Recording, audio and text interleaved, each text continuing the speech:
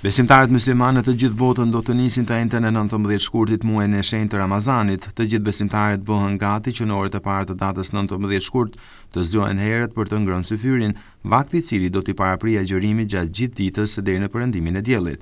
Fjala Ramazan vjen nga arabishtja Ramadan, që do të thotë vabdë ose thatësir.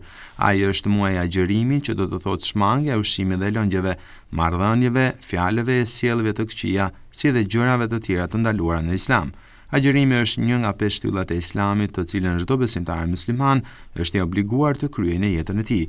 Ramazani është muaji i 9 i kalendarit islam. Ai zgjat 29 ose 30 ditë, bazuar në vëzhgimet pamore të hënës së re dhe sipas llogarive të shumta të hartuara në hadithe. Këtë vit, muaji Ramazan do të zgjasë 29 ditë, ku do të kurorëzohet me festën e Fitr Bajramit me datë 20 mars. Në ditën e parë të muajit Ramazan, agjërimi do të nisë në orën 4:58 minuta dhe do të mbyllet në orën 17:25 minuta. Nga agjërimi në muajin Ramazan ka edhe përjashtime, të cilat janë të përcaktuara në Kur'an. Graçtat zona dhe të sëmurët si dhe fëmijët para pubertetit nuk e kanë për detyrë të agjërojnë. Graçtat zona dhe të sëmurët duhet të shlyejnë ditët e humbura pas përfundimit të arsyeve për të mos agjëruar.